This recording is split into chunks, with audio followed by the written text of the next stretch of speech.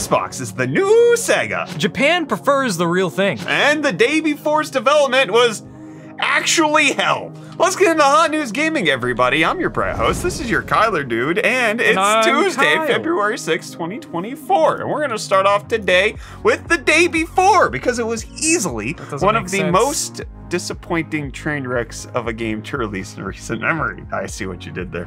Well, it was clear to see why critics and players alike universally panned the game. Why it was even released in this state has been unknown until now. A 30-minute video by German YouTube channel Game 2 unveiled just how bad things were at game studio Fantastic before it closed down just days after the game's early access launched. The host in the video interviewed over a dozen former Fantastic employees, revealing a culture of omnipresent crunch and baffling punishments for poorly received work. He's that superhero guy from the TV show. The studio's founders, Asen and Edward Gatotsev, had several games developed that ranged from mobile titles to indie projects that achieved mild amounts of success. They were able to use that money to help fund the Day Before project when it started developing in 2019. That's longer than the day before ago. Original plans for the game seemed like an evolution of the isometric survival game it made before, called The Wild 8. The game would have been set in a small Arctic town like the Gatotsev are from, had co-op but not on the scale of an MMO, a stylized art style, and would have been only a few hours long story-wise. However, that all changed once the founders saw what AAA games were doing at the time. The brothers adopted a do-as-they-do philosophy after seeing the success of live service games like Destiny 2 and AAA games like The Last of Us Part 2. That's both what I do. number 2s. Wanting to scrape even a little of what made those games a hit prompted the founders to switch the game's tone, setting an aesthetic closest to what we saw in the Day Before at release. But the Gatotsevs weren't happy being late to a trend, so they forced the development team to keep redoing, remaking, or recreating anything and everything in the game on a whim. This process of starting and restarting continued even when the game was just months away from launching, causing the studio to delay the game repeatedly. One of the interviewed developers said the team had to adopt a brighter look for the map after the brothers played Spider-Man 2. That's what I've been saying. Spider-Man 2 is so bright. So if the game was constantly being remade, what footage were we seeing during the trailers? According to the devs in the video, it was nothing but a fake level that was hilariously unoptimized and nothing close to the real state of the game. Well, the real state of the game was unoptimized as well. State of decay, more like. And if you watch the trailers again, you'll see many of the shots, dialogue, and even motions in-game were straight ripped off other AAA game trailers. Amidst all this, the developers dealt with oppressive working conditions. Developers who spoke to Game 2 recalled how employees were actively being dismissed as a form of motivation, had to work 16-plus-hour days without breaks, had to reimburse Fantastic for provided work equipment out of their salary, and would pay fines for poor work performance before being fired. This is what my pals do to me in Pal World. You owe me $5. No! You've been bad this Please, episode. please. You owe me money. I only have Brett bucks. One dev said they paid nearly $2,000 for poor voice work. Another said they begged the founders for a break to eat and shower, and multiple others said they worked 7 days a week without any vacation time. Shower? Shower break? Lunch shower. Lunch shower. Despite the game going offline last month, Fantastic's Twitter account returned with a now deleted 10-paragraph post claiming a hate campaign by blogs and media led to the Day Before's poor perception. The post also thanks the people who enjoyed the game and encouraged the developer to stay open to work on the title, hinting the studio might make a return. Doubt. It'd be interesting to see how they would be possible, seeing as the devs reportedly already have a new studio and project up and running. We'll keep an eye out for any more twists as this story somehow continues to develop. But what isn't developing anymore is dreams. No, Are you not taking the- like a pill? So you don't dream anymore? I stopped dreaming a long time ago. But you work here. But the game dreams could have had a new lease on life if the PC port it had ready to go was actually released. Why did you say it like that? According to users on the Gaming Leaks and Rumors subreddit, there was a PC and PS5 port of Media Molecule's Game Dev game that would have added ray tracing and mouse support. While ray tracing would have been a nice feature, everyone in the Dreams community wanted a PC port and the freaking mouse stuff. A mouse would have made Dreams just Unreal Engine? No, he's the guy from Twitch or something, I don't know. A mouse would have made developing games and other projects and dreams easier than using a DualShock controller, obviously. Although the port was ready to go, the layoffs at Media Molecule killed it off at the last minute. Confirming these rumors is a user named Afsan23 who says that the port was actively in development after signing an NDA when a Naughty Dog dev accidentally let it slip that it was coming. It's a shame it got canceled because people made some impressive works on the platform. PC and mouse support and a very clear way to port projects and dreams elsewhere could have propelled the game to be on par with Game Maker and those similar. I guess we're left with what could have been. Well, The Last of Us Part 2 could have been an open world game if Naughty Dog could have made the story work. This news comes from game director Anthony Newman in the Grounded 2 behind the scenes documentary about the game's development. According to Newman, the game was initially in a mainly focused open world that would expand the further you progress. Much of the inspiration for this design came from Bloodborne, as Neil Druckmann was looking to make the sequel as different as possible from the original. Were they gonna add golfing? Well, the game was like this for the early months of Part 2's development. Eventually, they had to scale back the open world elements to fit the story they were telling better. Druckmann also hinted at the series' future at the end of the documentary, saying that he has a concept for the next game he's excited about. It better be Jak 4, I'm gonna scream. I will freaking cry and scream and I'll start kicking. Yep. I'm a kicker. We don't know what that concept is yet. I'm so sad. I have an idea. We likely won't hear much about it since Naughty Dog's next game is reportedly a new single-player Dieselpunk fantasy IP. All right, let him cook. I mean, Jak 4 could be Dieselpunk. It could be Dieselpunk. Yeah, that could work. But it stands to reason that approach could have made its way into the new IP, as word on the street suggests that game will be open world. I would assume Jak 4 would be open world. Gotta Jak open those worlds. Well, another word on the street is I got more deals for you. Today we got deals from Steam, the Epic Games Store, and Fanatical. On Steam, you can find the Quebec Games sale that'll give you Guardians of the Galaxy for 15 bones at 75% off. I got that for free. No. And the Dead Space remake for $24 is 60% off until February 12th. Steam is also letting Hogwarts Legacy go to be downloaded by you at 40% off for $36 until the 11th. Moving on over to the Epic Games Store, you can snag the puzzle game Doors - Paradox from now until the 8th for free. Can't forget that dash. But if you wait until the 11th, you can also get Doki Doki Literature Club Plus, that's the name of the game, not another game, for free. Oh. Lastly, we have Fanatical, which is the Pick Your Own Platinum Collection. You can pay up to $20 for 7 games on the list, including Metroidvanias like the recently released Clicker!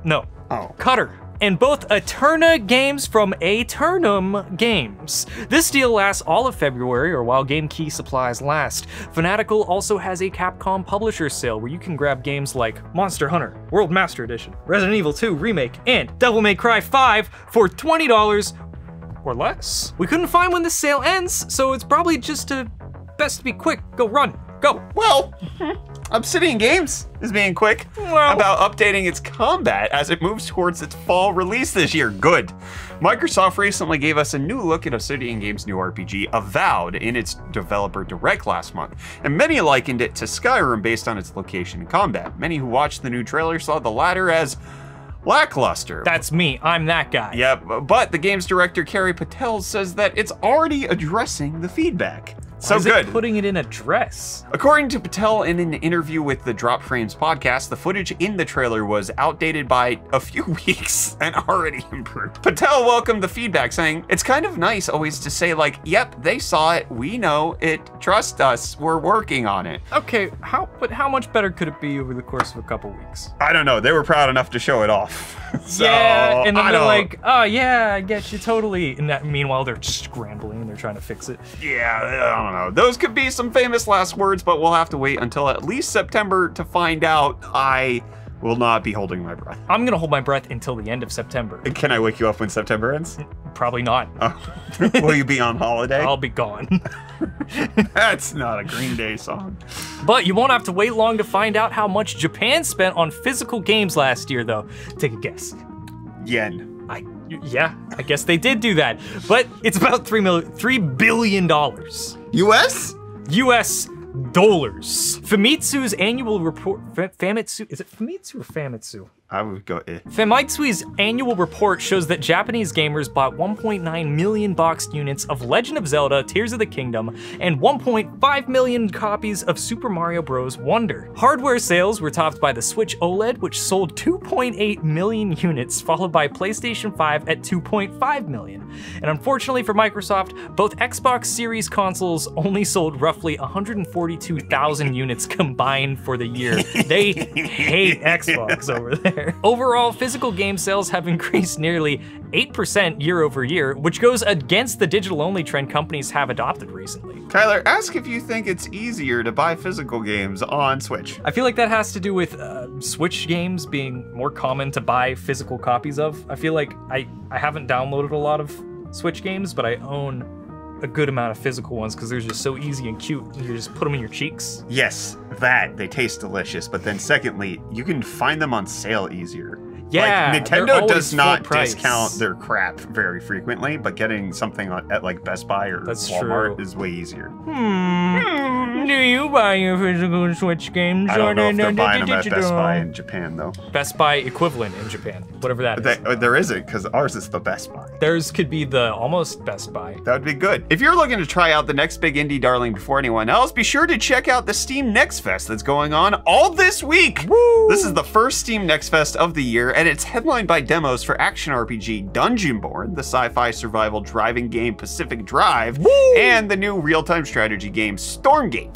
But what caught our eye was the hack-and-slash skating roguelite Hellskate and the Metroidvania Tales of Kenzero Zao that we saw at the Game Awards, the psychological adventure game about a nun called Indika and Kyler and Foggy's favorite Caribbean Legend. Caribbean Legend, I found it by accident just browsing through it today, and it looks like Pirates of the Caribbean, but if it was a PS2 game that was made today, and it says it has like 200 plus hours of gameplay in it. It's very in-depth for no reason. It looks crazy. All of these demos are free, but many of them will end by February 12th. We'll try some of these games out this week and pick some of our favorites for next episode. I'm not gonna do that. That's on you guys. Yeah, okay. Well, our last story of the day has Xbox gamers in a tailspin. That's Sega. Reports over the weekend from seemingly everywhere indicate that Xbox exclusives could be making their way to PlayStation and the Switch relatively soon. The news comes from Xbox Era, which reported that Microsoft will soon be bringing exclusives like Starfield from Team Green to Team Blue by next year. How is that gonna run on a Switch? I don't know. According to their sources, Microsoft is expected to publicly announce the new strategy within the coming weeks, though an exact date is unknown. Whoa, I just got word that Phil Spencer said that they're talking about it next week. Whoa. You're right, that just came in as we were talking about this. Are you listening to the producer? Yeah, that's my earpiece that I wear all the time. We've been hearing rumors for weeks that games like Hi-Fi Rush and Sea of Thieves would be coming to PlayStation and Switch. Data miners even found exclusive in-game shirts themed blue and red, almost confirming that an announcement is approaching. Wonder if it's for the Switch too. That would make sense. That they would be publishing it for the more powerful console that's supposed to launch in September-ish. That would be cool. Would make sense, because I wouldn't trust Sea of Thieves to run on the Switch. But Hogwarts Legacy's on there, and so is Mortal Kombat, so like, devs can just destroy everything that makes their game good, for sure, to run on it. Unless they're like adding Game Pass compatibility to the Switch. Oh, well, like the Kingdom Hearts thing where you can only stream it in? Yeah. Yeah! I mean, I could definitely see them doing that. Oh, for sure. But we didn't expect how many exclusives Microsoft was thinking of making multi-platform. There are reports that the upcoming Indiana Jones, Gears of War, and even Halo Infinite could lose their exclusivity. It's already on PC. PC is Xbox, but fancy one. This is Team Blue. They can't run That's Starfield. not blue. The Switch in strategy likely comes off a bad year for Xbox. Xbox consoles were outsold 3-1 by PS5s, Game Pass subscriptions have dropped, and none of their exclusive releases did well aside from Starfield, and even that's kind of a stretch. Internally, employees are said not to be happy about the change, but understand it's a financially motivated move to recoup costs. It would likely help Microsoft actually profit off their Xbox gaming division, since both the Xbox One and Series consoles have struggled to move games. We'll keep an eye on this story since it sounds like this is a when not if situation, but I'll tell you what is definitely a when not if situation. Tell me. I forget. That's right, it's comment response. Z-Shrink saying, dude, Titmouse is in charge of the Among Us show? Honestly, this gives me confidence in the show. I don't know what else they do. Should I Google that? Maybe don't Google Titmouse. I'm gonna Google it. They make cartoons. Oh wait, it's a bird? Oh wait, they did Venture Bros. Oh, wait. They did Megas XLR. They did the title sequence for the Avatar: The Last Airbender. Oh, okay. So yeah, they did Sesame Street, Growing Hope Against Hunger. Animated sequences in Community. They did the 2D animated sequences in WandaVision and Loki. Okay, so this is a company that's got a little bit. They did Digiman. I don't know what that means. Anyways. Wait, so they did Miss Minutes? They did what? Nicholas saying, last Friday was booked for you guys. 2 videos out, 1 trip to Apple to get the headset, trying the headset, someone win a high-tech computer, and more that I missed because I was working. Sounds like you got the basics. That was our Friday. Yeah, you suck. You missed it. Matt says, pretty sure Putt Putt was the first video game I ever played. I remember sitting in the school computer lab thinking something like, this mouse thing with the rolling ball sucks. Hey, you're wrong. Are we talking about trackball? I like trackball. Oh, because you were trying to click on things and it's impossible to click on anything with a trackball mouse. Seriously, when I have to edit text with this thing, it makes me so upset. Really? Because I cannot get the cursor to go to the right spot. I have such a good time with it. I was raised on trackballs. Gross. Jimmy says, you guys should play the Skull and Bones beta next week, the 8th through the 11th. I think it is crossplay as well. And maybe it will be more believable to you that it's actually coming, Lamau. What makes you so sure the beta is actually going to come out those days? Oh, when is the 8th? That's like Thursday, isn't it? I'm not going to touch it. I'm just going to keep crapping on Ubisoft. And if they actually release it, then I'll shut up about it. Then you'll call them UB Hard. This game's just been delayed for so long that I have absolutely no faith It'll in make me happier if it just doesn't come out. A Murder of Crow says, do we now need a Boner Reno shirt? Coupled the Yummy Yummy Dealmaster, this could get very inappropriate. Well, we're not doing it, so... Well, why? I'm not selling that. I want it. If you want to sell it on your Etsy store, you're more than welcome to. You can take all of the money. Okay. I'll try. Boner Reno. Sorry, Catlin.